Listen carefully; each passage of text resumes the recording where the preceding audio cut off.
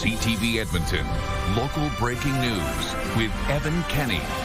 You either have rejuvenation or deterioration. I pick rejuvenation. Infill information. After some contentious meetings, council approved a handful of changes to the zoning bylaw this week. Good evening. Council has approved new rules for infill housing projects, but one major decision on density has been kicked down the road. Mid-block multiplexes are being scrutinized, even in neighborhoods where older infills are starting to blend in. CTV's Jeremy Thompson reports. 5 years ago, an infill builder irritated neighbors in North Glenora by using an empty lot to store dirt. Now, there are infill homes here and people living in them. The four skinnies directly across from our residence, we don't have a problem with. You either have rejuvenation or deterioration. I pick rejuvenation. But Tony Thibodeau says the new wave of rejuvenation goes too far. 2 doors down, a city sign shows an 8-plex is on the way. I'm sorry, but 6 by my virtue is too many. 8's just ridiculous. And then on top of that, no provision for parking. An influx of infill multiplexes is on its way for this little section of North Glenora. 10 units are going in on this corner lot here, and just across the street, another 7 units are going in right there. In all, I count 4 single-family homes being replaced by 31 units, with the potential for even more. This man had issues with how the house beside his was demolished. He's moving his family out of the neighborhood before construction on the 7-plex begins. This is a free-for-all right now. You can pretty much do whatever you want. So there's a lot of builders out here who are just throwing money, they're grabbing land, they're knocking down houses without following the rules. After 3 days listening to Edmontonians at a public hearing on infill, council approved a handful of changes to the zoning bylaw this week. The maximum length of infill buildings shrunk by 5 meters. They must be further from the property line, adding space between buildings. They're allowed only 2 side entrances, and the facade facing the street needs to look more like a house, with more windows and covered doorways. The build form has been reduced, and that's pretty much the primary concern that we heard all along the line. But 8 units are still allowed on one lot.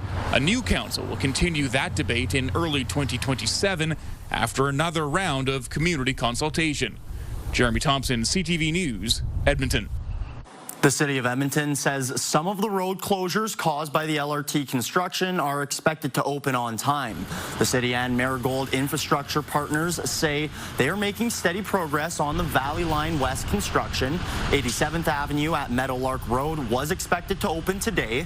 The city says Stony Plain Road at 156th Street should reopen to traffic tomorrow. That intersection has been closed since late April. The intersection at Stony Plain Road and 142nd Street is expected to open mid-August. There will be other closures to contend with. The city says later this month, 95th Avenue at 156th Street will be closed for 9 weeks. Construction is booming in Blford. Edmonton's renewable energy-powered neighborhood is being built on the former city center airport. CTV's Connor Hogg was there today, seeing the progress and hearing what the neighborhood is like from people already living there. I didn't know what exactly to expect when I moved here, because obviously it's still growing. Emily Taylor moved to Blford 1 year ago, taking the plunge despite decades of construction still to come. Even in the year I've been here, there's been a huge number of new developments that have gone up. While the neighborhood has faced several construction delays over the years, city officials say work in Blford is now full steam ahead. The talk has been that it's not going as fast as people think it should be going, but there's people living here. We have 300 homes either constructed or under construction right now. It's mostly townhouses for now, but soon there will be more diverse options. Project development manager Tom Lumsden says more affordable options are also coming. A 72-unit apartment building will open next year, and condos priced around $360,000 will be available. Once we see some more vertical, that'll be a real turning point for the community. Lumsden says Blford will also be getting its first retail space in the next few years. The mixed-use buildings known as Blford Market will be built by the new Nate LRT stop. Former airport runway is being ground up to be reused in both Blford and Yellowhead Freeway construction. The main floor of the former City Centre Airport Tower will also be opened up. The main floor is a big space, and we're going to renovate that into public space. There's still plenty left to build in Blford, but people who are already here don't seem to mind. It's under construction, a little bit noisy, but that's all right. It's just going to be temporary, right? Obviously, if you're on the outskirts in that transition year when they're still going up, it's going to be a little bit inconvenient. Inconvenience is not a problem for Blffordites, with a walking group that monitors weekly construction progress. This building has just popped up out of nowhere, and that building is getting the facing on. Building Blford is becoming something of a spectator sport. Connor Hogg, CTV News, Edmonton. A senior has been charged with impaired driving after a police officer and his service dog were struck by a car. It happened last month near 106th Street and 106th Avenue, just after 1:30 in the afternoon. Police say they were attempting to arrest a driver and passenger accused of stealing a car when an unrelated car hit an officer and his service dog. The officer needed surgery and is recovering. The dog had minor injuries. A 77-year-old man is facing impaired-related driving charges. The two people in the other car were also arrested. An Edmonton woman is down hundreds of dollars after a tree branch fell on her car. The woman believes the blame lands on the city, and she's filed a claim to get her money back. CTV's Nav Sangha has the story.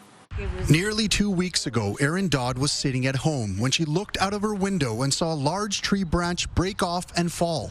We came out and I'm like, it didn't hit my car. Yeah, it did.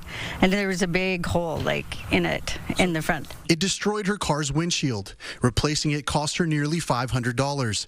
She tried going through her insurance, but the deductible was too expensive. I'm on Alberta Works, and that was half of my check right there. Dodd says because she had to pay out of pocket, she couldn't afford to buy groceries. Instead, I had to actually go to the food bank for the first time in my life. The tree that the branch fell from had actually been reported to the city by Dodd's neighbor, Callan Wassenaar, nearly a month ago. He says he saw symptoms of a possible emerald ash borer infestation. It's the city's responsibility to take care of the trees on the boulevards, and if we're reporting them and they're not doing anything about it, then what's the point of reporting them? He's also reported other trees on his block with similar symptoms. The City of Edmonton says it has not detected emerald ash borer in the city, but it continues to monitor to watch for signs of the pest. I try not to walk on the sidewalks, even near the trees right now, because that's how concerned I am about them. As for Dodd, she's filed a claim through the city with the hope of being compensated. She says she's thankful no one was hurt. And thank God it was only my car. What if it was a person or me getting out of the car? The city says the investigation into the claim will take up to 4 months. Nav Sangha, CTV News, Edmonton. Alberta now has the most measles cases in North America on a per capita basis. That's worrying for medical experts who say summer events could push case counts higher.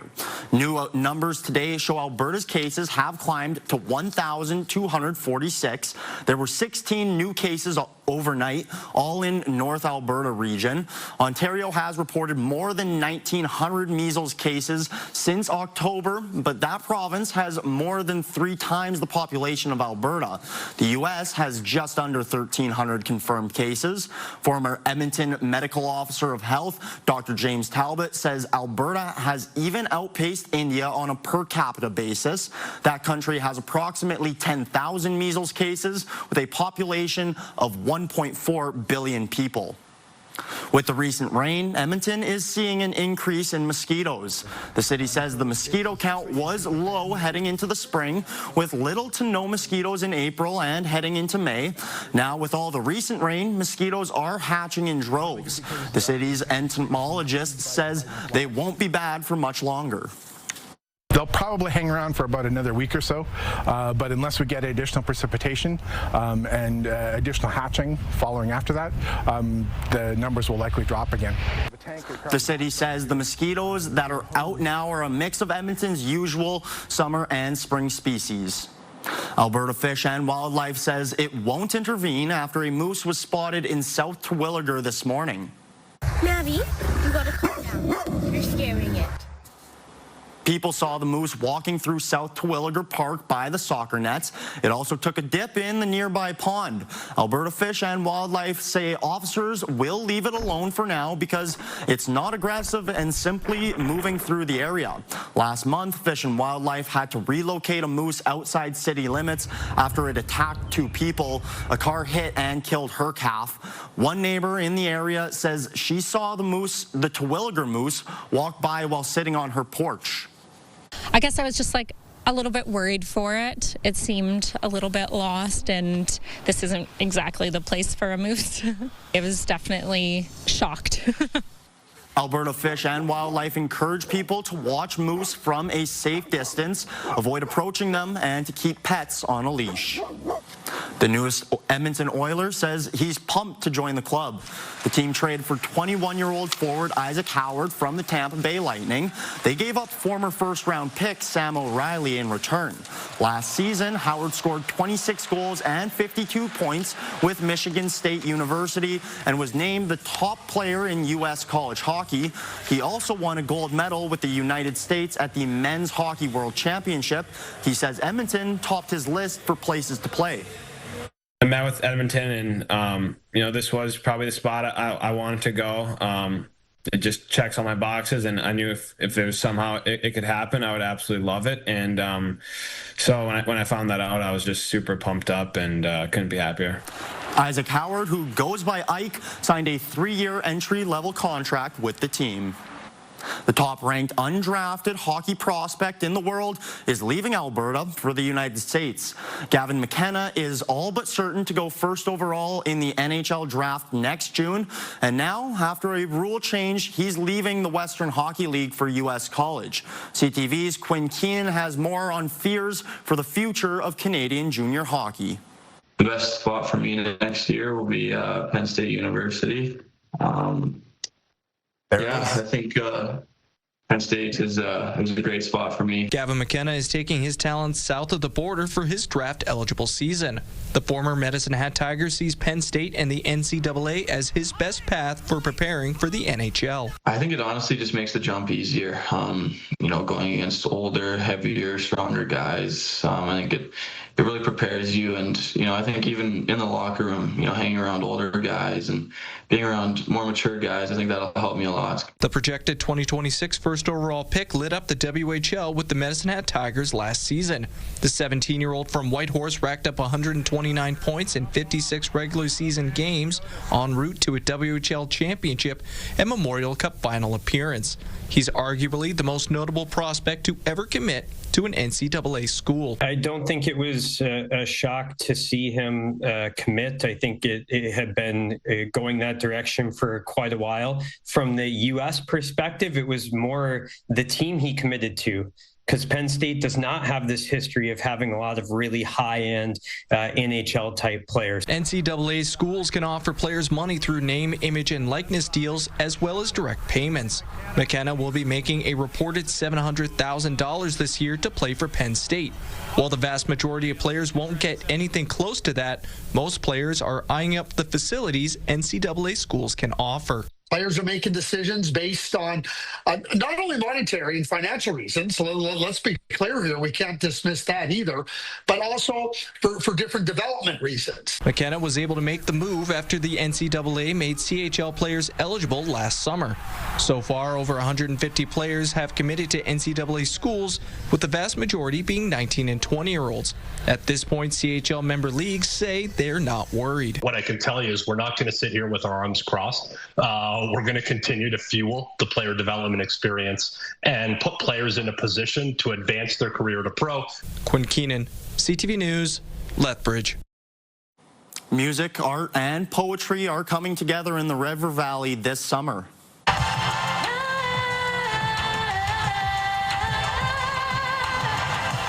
The Sounds from the Valley concert series began last night with a performance from Edmonton-based Métis singer Robin Sisek.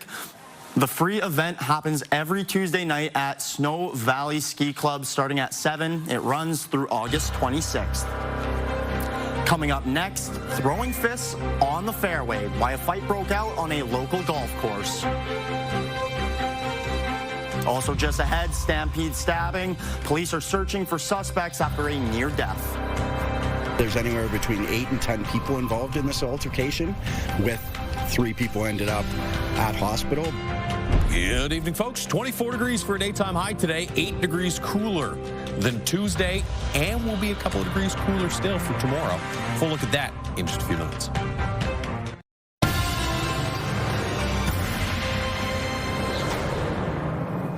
Police are searching for suspects after a stabbing at the Calgary Stampede. 3 teens were hospitalized. Police say they don't know what started the fight, but they do think it was targeted. CTV's Alicia Fieldberg reports. Fun continues at a Stampede attraction hours after a stabbing on the Midway sent 3 people to hospital. I'm very upset. It makes me feel sad because, this is supposed to be a safe environment where people are going to have fun. It happened around 11 Tuesday night near the base of the Euroslide. Police found an 18-year-old man in life-threatening condition and 2 others in serious condition just outside the park. A 15-year-old boy near 17th Avenue and McLeod Trail and an 18-year-old man near Earlton Street and 27th Avenue. Police say it was a fight between 2 groups of people who knew each other. From reviewing CCTV so far, we could say there's anywhere between 8 and 10 people involved in this altercation, with 3 people ended up at hospital. It's still under investigation. We don't actually even know what the weapon is or whether or not it was brought on to Stampede Park. At every entry gate, police support Stampede security checking bags as attendees pass through metal detectors. It makes me think about how the security up front with take stuff out of your pockets should maybe tighten down a bit. I don't know how I feel about the security system because I literally just walked through and there was not really any question about, what was in my purse, what was in my bag. Free attendance for part of the day in a Don Toliver concert drew a record attendance of over 193,000 people to Stampede Park Tuesday. Police were aware of concerns about the big crowd ahead of the show, but said there were very few incidents. We did arrest 1 person that was climbing on a structure during the concert, so that's illegal activity, and he was arrested and ejected from the park. Still, some are unsettled by recent attacks. I'm sure it was targeted, I'm assuming, but still, it's scary. It could break into something else, right? 23 hours before the stabbing, police arrested 4 people after a midnight fight on the Midway spilled into a game booth, with workers trying to push the fighters out. While some people think security could be tighter, they still feel safe at Stampede. I hope it was a personal matter. It's just in the back of my mind. I'm not too scared about it. I feel like it would maybe be different if I had kids or if I was a kid. I don't want it to make an impact on, what Stampede is here for and how we're seen as a city. Alicia Fieldberg, CTV News, Calgary. The Red Deer Minor Hockey Association is conducting an internal investigation into one of its coaches, former NHL player Nick Ternaski. It was prompted by a video of a brawl on a Red Deer golf course earlier this month. Hey, go guys! Leave him alone. Hey, leave him alone. CTV News has obtained the full 6-minute-long video showing Tarnasky in the white shirt. We're told the fight broke out last Friday at the Alberta Springs Golf Resort. It appears it started because one of the groups was taking too long to play. RCMP say a third party called in a report about an intoxicated man who was trying to start fights. No charges are being laid. CTV News reached out to Alberta Springs. No one was made available for comment. Several American lawmakers want Canada to do more in combating wildfires in this country. 6 congressional Republicans from Wisconsin and Minnesota say successive years of wildfires have undermined air quality in their states, robbing Americans of their ability to enjoy the summer.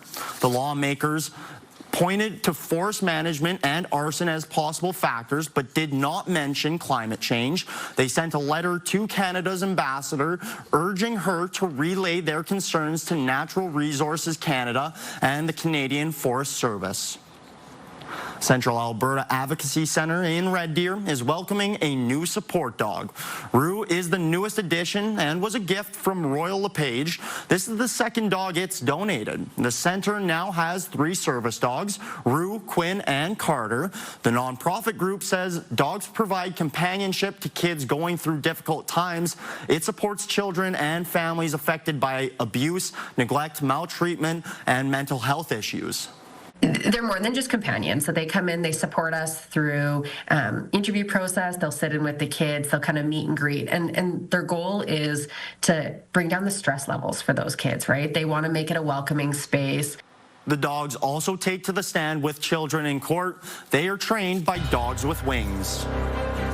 Still ahead, while most Edmontonians are fighting the heat, some are making sure those in need stay warm. There's so much need, and it's something that I'm going to do anyways, so I might as well do something that helps people. Programming brought to you by James H. Brown Injury Lawyers, the heavy hitters of injury law.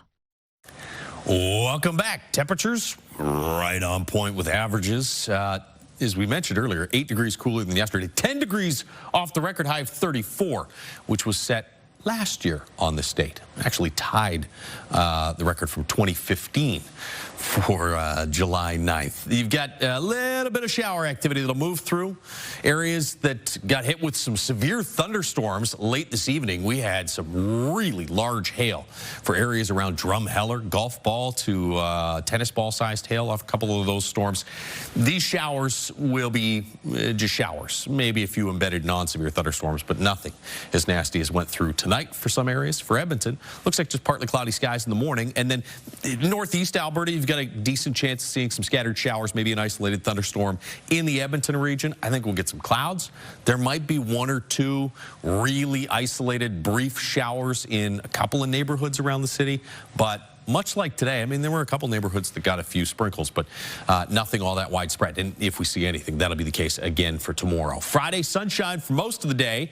This cloud cover will hold off until the evening hours for the Edmonton region, and it doesn't look like it's going to bring us any rain, just some cloud for Friday night. 13 degrees in Fort McMurray, 10 in Grand Prairie tomorrow morning. Should be in the 11 or 12 degree range from Edmonton off to the south and east. Daytime highs tomorrow in the low 20s. There's a chance of some scattered showers or thunderstorms across the northeast tomorrow afternoon. Low to mid 20s in through northwestern Alberta, 25 and high level.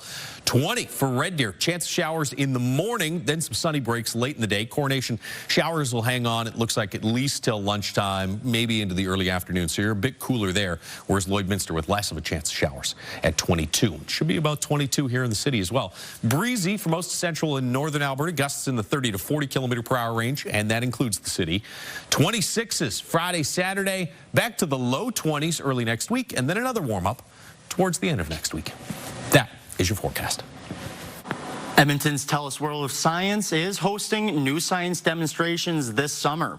While Wednesdays is a series of high-energy science demonstrations, it started today with a theme, Sound of Science. The audience engaged in demos to learn how sound is created, how it travels, and how your ears interpret sound waves. While Wednesdays are designed for visitors of all ages with demonstrations on select Wednesdays in July and August, other themes include Forces Unleashed and Ice Cream Science. It may be summertime, but there's a group in our city that always has the cold, snowy weather on their minds. As CTV's Amanda Anderson reports, Chase the Chill Edmonton works year-round to make items for people in need to stay warm when winter does return. This may be picnic weather, but if you look closely, it's yarn spread out on the table. I've been knitting since I was 11, so it was a natural thing to just do this and keep your hands busy, and keeps you busy and out of trouble, sort of. Even though winter is months away, they're busy knitting or crocheting scarves, mitts, and toques. We just knit, and it's mindless, it's easy to do. They're part of a group called Chase the Chill in Edmonton that donates handmade items to people in need. There's so much need, and it's something that I'm going to do anyways, so I might as well do something that helps people. It gets cold here in Edmonton, so if we can keep a few people warm, good for us. Members of the group work to make as many items as possible throughout the year. Then, on the first Saturday in December, they place them on fences in 2 locations in the city. We have a few scarves and hats. We have no control over who takes it. We are hoping it goes to people who actually need it, not people who are Christmas shopping. Last year, 1,200 items were left on the fences. Jasper Place took about 24 hours and they were gone. The ones in Norwood took about 3 days. This is what the tag says. A few times the tags have been left behind with thank you notes written on them. And I still carry them around in my phone because they're that special to us, that somebody actually reacted to what we're doing. It's very humbling. The group is always looking for yarn donations and new members to help knit and crochet. It's time consuming, but it's worth it. Amanda Anderson, CTV News, Edmonton. That's awesome to see what they're doing, but I really hope that this warm weather stays around and they don't need those mitts for a little while there. That's all the time we have. Thank you for tuning in and have a good rest of your night.